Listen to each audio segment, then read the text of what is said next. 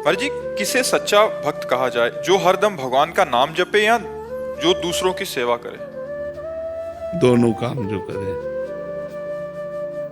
दोनों काम जो करे उसे सच्चा भक्त कहते हैं। जो भगवान का नाम स्मरण करते हुए दूसरों की सेवा करे। केवल भगवान का नाम स्मरण करने का और भिक्षा मांग के खा लेने का एकांतिक अधिकार विरक्त सन्यासी को है। गृहस्थ को चाहिए कि भगवान नाम जप करते हुए समाज की सेवा, व्यापार, नौकरी ये सब करे। केवल व्यापार नौकरी करता, भगवान का स्मरण नहीं करता तो कर्म बंधन से मुक्त नहीं होगा।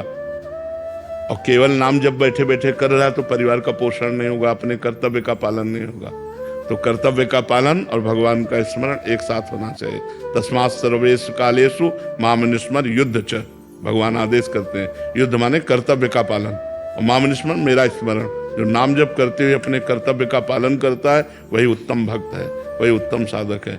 एकांत में बैठकर निरंतर मन को परमात्मा में लगाना, सब कर्मों से निवृत्त हो जाना, ये तो सन्यासी का लक्षण है। लेकिन गृहस्थ का भगवान नाम स्मरण करते हुए अपने धर्म का, अपने कर्तव्य का, अपनी पदवी का पूर्ण रूप से ईमानदारी से पालन करना, ये भक्त का लक्षण है। समझ पा रहे हैं आप? कि जैसे आप शुरू से साधना में रहे, तो मैं कहना चाह रहा हूँ कि कभी आपको भी किसी ने निरुत्साहित किया था कि तुम्हारे बस की बात नहीं, जैसे भजन सबसे डिफिकल्ट चीज है पूरे वर्ल्ड में? ऐसों का संग ही नहीं हुआ, हमारा संग हुआ है सिद्ध महापुरुषों का, जो निरंतर ब्रह्माकार भगवताकार, जिनके देखते ही आग लग जाए कि मैं परमात्मा प्राप्ति कैसे करूं। ऐसा संग ही नहीं हुआ। गंगा किनारे ऐसे लोग थोड़ी मिलते हुआ, तो सिद्धों का गढ़ है, एक से एक भगवत प्राप्त महापुरुषों के दर्शन होते रहे, तो एक नई आग जगती रही कि मैं कैसे इस सिद्धावस्था को प्राप्त करूं, मैं कैसे ब्रह्मबोध प्राप्त करूं, ये लगन लगी रही। ऐसे लोगों का संग ही नहीं हुआ भगवान की कृपा से। मेरा प्रश्न मतलब इसमें ये था कि अब जैसे हमें लोग मिलते बड़े हमारे, तो आप बोलते कि सलाह लेनी जरूरी, कि क्या करना चाहिए? पढ़ाई के विषय में पूछ रहे हैं महाराज जी, कि मतलब कोई निरुत्साहित करे, तेरे बस का नहीं है ये बनना। नहीं, ऐसे नहीं मानना चाहिए। नहीं, आप सब कुछ बन सकते हो, आप सब कुछ कर सकते हो। जब हमें मनुष्य जीवन मिल गया तो हम कुछ भी कर सकते हैं, बहुत अच्छा कर सकते हैं, बहुत बुरा भी कर सकते हैं। तो हमें अच्छा सोचना चाहिए, किसी के निरुत्साहित करने से नहीं, किसी के निरुत्साह, अपने उत्साह को भगवान से जोड़ना चाहिए। तभी कह रहे हैं भगवान से कनेक्शन रखो। भगवान से अगर हमारा संबंध है तो लोगों के निरुत्साहित करने से नहीं होता। जब आप हमारी अवस्था में थे 20-21 में, तो आपकी मानसिक स्थिति क्या थी अपने लक्ष्य को लेकर? भगवान की प्राप्ति, केवल भगवान की प्राप्ति, केवल भगवान। हम तो 13 वर्ष की अवस्था से घर से निकले। हम हमारे जब गुरु आश्रम में रेख हल्की हल्की आ रही थी मुझ के, तो देखो पक गए। एक ही लक्ष्य था भगवान की प्राप्ति, बस। हम घर से निकले थे तो एक ही लक्ष्य था भगवान की प्राप्ति, मुझे भगवान मिल जाए, बस, और कुछ नहीं। और हमें पता ही नहीं था संसार के भोगों का, उस समय तो पता ही नहीं था, क्योंकि गांव में पैदा हुए। गांव में 15, 16, 17 तक तो, अब तो मतलब 12 वर्ष का बच्चा आपको पढ़ा देगा, क्योंकि मोबाइल रखता है। उस समय मोबाइल की सृष्टि नहीं थी। और 13 वर्ष की अवस्था में बचपन से हमारा अभ्यास था गीता, रामायण, चालीसा, ये सब पढ़ना। तो हमारे दिमाग में एक बात बैठ गई थी कि जीवन का परम लाभ है भगवान की प्राप्ति। नहीं, कभी कभी जैसे ऐसी स्थितियां आई हैं तो भगवान ने तुरंत चमत्कार दिखाया है। भगवान ने तुरंत हमारे मन को घसीटा है। जैसे कई बार निराशा आई कि मतलब ऐसी परिस्थिति, इतना कष्ट सह रहा हूं, फिर भी कुछ अंदर अनुभव में नहीं आ रहा है, बड़े उदास हुए, खिन्न, तो कोई न कोई संत आ गए और ऐसा उपदेश किए कि एकदम मन में फिर उत्साह हुआ, फिर आगे बढ़े, फिर आगे बढ़े। अब तो कोई ना उत्साह की ना निरुत्साह की, इनका कोई महत्व नहीं रह गया। अब उत्साह का भी और निरुत्साह का कोई महत्व नहीं रह गया। चाहे मन विषाद युक्त हो या हर्ष युक्त हो, इससे कोई संबंध नहीं रह गया। अब तो मतलब भगवान की केवल अपार कृपा में डूब रहा हूं। नहीं तो शरीर को लेकर के अगर हम वर्णन करें तो कष्ट ही कष्ट है। तो हम अब यही तो मजा है, मनुष्य जीवन का यही मजा है कि मृत्यु का दुख भोगते हुए भी ताल ठोक के निकल जाए, हर कष्ट सहते हुए मुस्कुरा के निकल जाए। यही तो मस्ती है, और किसी मस्ती सही हम जितेंद्रियता, भगवान का चिंतन, यही मजा है। मजा ये है कि अपने आप में अपने आप से संतुष्ट रहो। शरीर बीमार है तो बीमार रहने दो, क्या फर्क पड़ता है। निकुंज अग्रवाल जी, मथुरा से। श्री हरिवंश महाराज जी। महाराज जी, मैंने आपके सत्संग में प्राय कई बार सुना है कि हमें अपने जीवन में भजन करते रहना चाहिए, भजन से सब कुछ प्राप्त हो सकता है। महाराज जी, मेरा प्रश्न है कि भजन का वास्तविक अर्थ क्या है? महाराज जी, क्या भजन और नाम जप एक ही होता है? वैसे भजन का तात्पर्य होता है भगवत भाव में भर करके ठाकुर सेवा, समाज सेवा, माता पिता की सेवा, परिवार की सेवा, इसे भजन कहते हैं। और जो नाम, उसे जप कहते हैं, सुमिरन कहते हैं, चिंतन कहते हैं। इसीलिए महान ज्ञानियों में अग्रगण्य श्री हनुमान जी महाराज कहते हैं, कहा हनुमंत विपति प्रभु सोई, जब तो सुमिरन भजन न होई। दो शब्दों का प्रयोग किया, सुमिरन नाम जप और भजन सेवा। नाम जप करते हुए समाज की सेवा, परिवार की सेवा। इसे ही गीता में भगवान जी कह रहे हैं, सर्वदा सर्वकालेषु माम निस्मर युद्ध च। मेरा स्मरण करते हुए युद्ध रूपी भजन कर। भजन मतलब सेवा, कर्तव्य का पालन करना, ये भजन के अंतर्गत आता है। और नाम जप, ये सुमिरन, चिंतन, स्मरण, जप, इसके अंतर्गत आता है। किसका प्रश्न है, समझ पा रहे हो? हाँ, शरीर से खूब सेवा करें। हमारे ये तीनों पवित्र होने चाहिए, तन, मन और धन। तन सेवा से पवित्र होता है, मन सुमिरन से पवित्र होता है, और धन दान से पवित्र होता है। सो धन धन्य प्रथम गति जाकी। भगवत भक्तों की सेवा, संत सेवा, समाज सेवा, बीमारों की सेवा, गौ सेवा, विप्रों की सेवा, इससे धन पवित्र होता है। और तन से माता पिता की सेवा, शास्त्र आज्ञा के अनुसार कर्तव्य कर्म का पालन करना। और मन भगवान के सुमिरन में, तो तन मन धन तीनों पवित्र हो गए, वो भगवान को प्राप्त हो जाता है।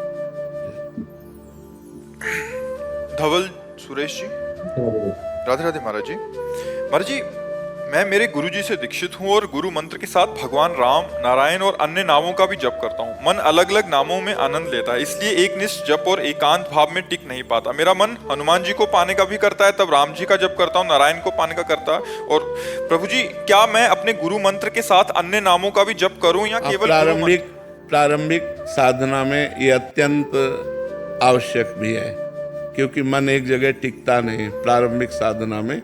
लेकिन जब प्रेम का स्फुरण होगा तब ये सब नहीं होता।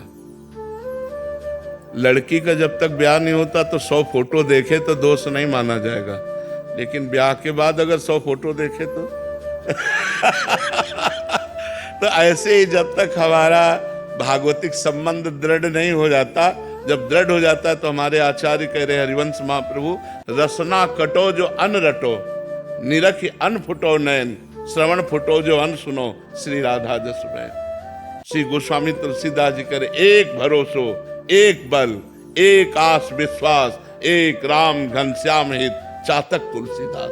चातक की तरह प्रेम, चाहे प्राण निकल जाए, बने तो रघुवर ते बने, बिगड़े तो भरपूर, तुलसी औरन ते बने, ता बनिबे पे धूर। जब भाव आता है तो फिर अभी कोई भाव थोड़ी आ गया है। प्रारंभिक में हनुमान चालीसा, राम रक्षा स्तोत्र, शिव चालीसा, ये सब प्रारंभिक भक्ति सबकी होती है। हम भी ऐसे चले, जब चलते चलते पहुंचते हैं तब फिर जाकर के वो एक स्वरूप में स्थिति आ जाती है। जैसे मीरा जी कह रहे, मेरे तो गिरधर गोपाल, दूसरों न कोई, जाके सिर मोर मुकुट मेरो पति सोई। एक निष्ठा, एक नाम निरंतर, बहुत कठिन है। एक नाम में मन को निरंतर लगा पाना बहुत कठिन है, और लग गया तो जीत गया। तो अभी हमें चाहिए कि जैसे आप कर रहे हैं, हम इसका सपोर्ट करते हैं, ऐसा करना चाहिए। कभी राम जप रहे, कभी कृष्ण जप रहे, कभी नारायण जप रहे।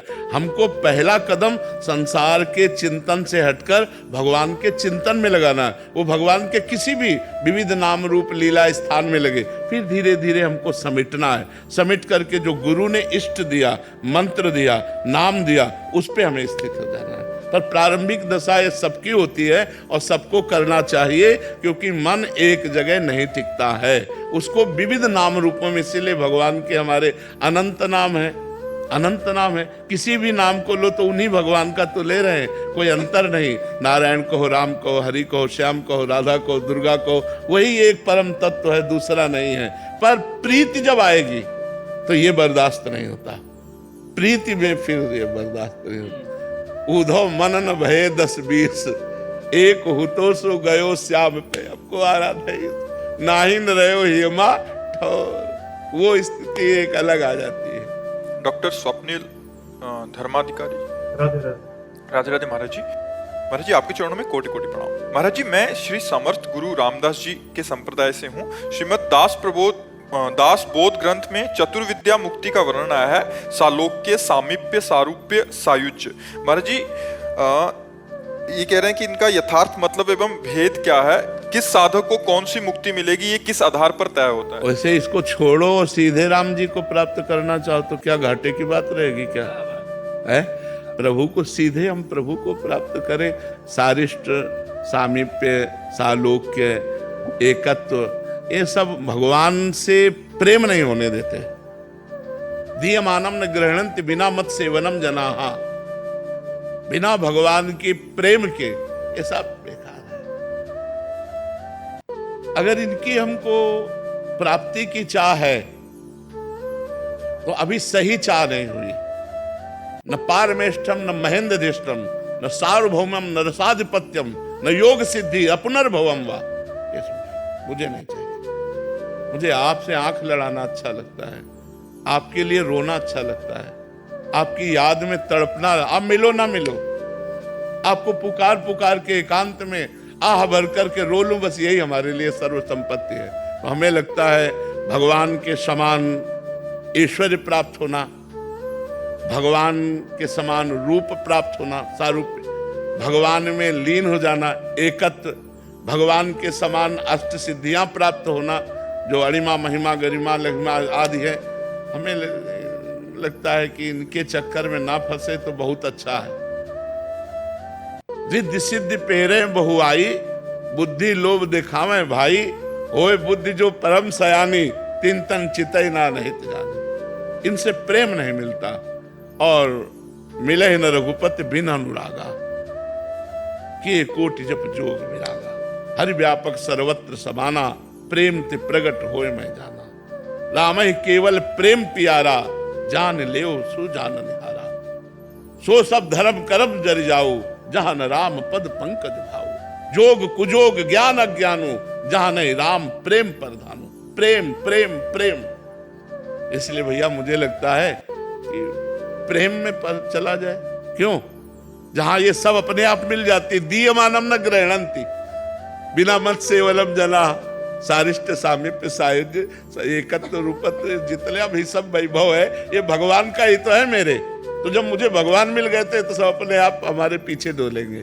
इसलिए खूब निरंतर नाम जप करो, भगवान की लीला कथा सुनो और सब में भगवत भावना करो। इससे बड़ी कोई साधना नहीं। हमारी वाणी भगवान के गुण लीला का गायन करे, हमारी श्रवणेंद्री भगवान के नाम गुण का श्रवण करे और हमारा मन भगवान के चिंतन में रहे, हमारा सिर सब कोई भगवान के स्वरूप है ऐसा मानकर सिय राम में सब जग जानी, करो प्रणाम जोर जुग पानी। इससे बढ़कर कोई साधना नहीं। समझ रहे हो? तो इसी में लगो। महापुरुषों ने जो इन सिद्धियों का वर्णन किया है, इन जो मोक्ष आदि का वर्णन किया है, तो जिनके अंदर मोक्ष की लालसा होती है उनकी बात है। आप जहां प्रश्न कर रहे हो जहां मोक्ष का कोई महत्व नहीं है। अलम विषय वार्तया नरक कोटि बीभत्सया, वृथा सुति कथाश्रमो बत विभेमि कैवल्यता। बत विभेमि कैवल्यता, यहां समझिए, विषय वार्ता तो छोड़ो यार, ये तो नरक के समान भयावनी है।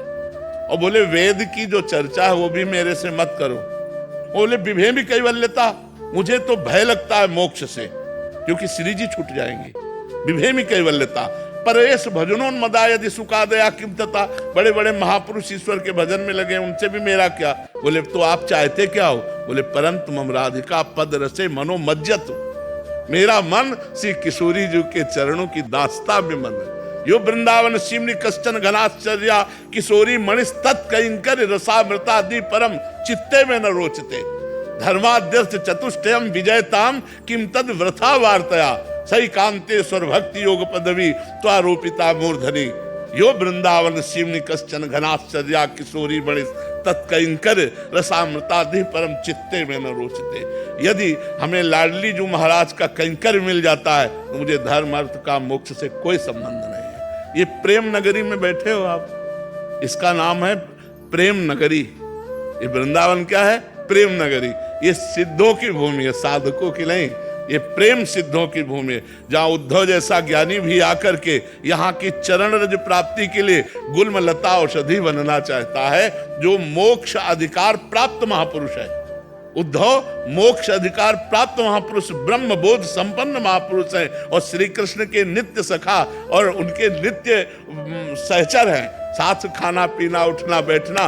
वो कह रहे हैं मुझे वृंदावन की कोई गुल्म लता औषधि बना दी जाए जिससे ये ब्रज रज उड़ करके हम पे पड़े, क्योंकि इन ब्रज रज में वो प्रेम छुपा हुआ है जो गोपियों के आंसुओं से भींगी हुई गोपियों की चरण रज और लाडली जी की चरण रज है। तो हमें तो भैया यही लगता है कि हमें सीधे राम जी से प्रेम करना चाहिए। सारिष्ट सामीप्य सायुज्य एकत्व आदि जो मोक्ष है ये भगवान किसी और को दो, हमको अपने चरण दे, हमको अपने चरण दे, उन अपने चरणों का प्रेम दे। हमें तो ऐसा लगता है ऐसा चाह करना चाहिए। क्यों? ईशा जी दिल्ली से। राधे राधे। राधे राधे महाराज जी। महाराज जी, अहंकारहीन बनने की इच्छा भी क्या अहंकार नहीं है? अनेक साधनाएं अहंकार को मिटाने की ओर ले जाती हैं, पर क्या अहंकारहीन बनने की इच्छा भी अहंकार की नहीं? इच्छा तो ऐसा नहीं, नहीं ऐसा नहीं। अहंकारहीन बनने की इच्छा अहंकार नहीं है। मेरे में अहंकार नहीं है ऐसा कहना अहंकार है, लेकिन मैं अहंकारहीन हो जाऊं ये बड़ी उत्तम बात है, इसमें दोष नहीं है। मैं अहंकारहीन हूं ये कहना अहंकार से ही है, क्योंकि बिना अहम के आप कैसे समझ पाए। लेकिन मैं अहंकारहीन हो जाऊं ऐसी चाह करना जरूरी है। मैं अहम रहित हो जाऊं, दैन्य हमारे हृदय में आ जाए तो अहंकार नष्ट नहीं होता, अहंकार परिवर्तित होता है। जैसे अभी हम मैं के साथ प्रकृति को जोड़ दे, वो मलिन अहंकार जन्म मरण का हेतु हो जाएगा। प्रकृति जन्य जो भी हम जोड़ते हैं वो मैं के साथ जो जुड़ता है वो हमारे बंधन का हेतु होता है। और परमात्मा को मैं के साथ जोड़ दें, अस अभिमान जाई जन भोरे, मैं सेवक रघुपति पति मोरे, वही अहंकार परम पवित्र करने वाला बन गया। अगर अहंकार के साथ माया जुड़ती है, प्रकृति जुड़ती है तो बंधन का कारण होता है। अगर अहंकार के साथ परमात्मा जुड़ जाए और हम दासत्व से युक्त हो जाए तो बढ़िया बात बन जाए, ये भक्ति हो गई। और अगर मैं के साथ कुछ न जुड़े तो ब्रह्म ज्ञान हो गया। मैं के साथ कुछ न, शुद्ध मैं श्री कृष्ण है, शुद्ध मैं ब्रह्म है, अहम ब्रह्मास्मि। जो अहम है वो ब्रह्म स्वरूप है, उसमें जब प्रकृति जन्य जुड़ता है कि मैं अमुक मैं अमुक, वही बंधन का कारण बन जाता है। तो ये प्राकृतिक अहंकार का समन हो जाए, इसके लिए हमें महापुरुषों का संग करना चाहिए, शास्त्र स्वाध्याय करना चाहिए, भगवान के भक्तों के चरित्र सुनने चाहिए, जिससे हमारा अहंकार गलित हो जाता है।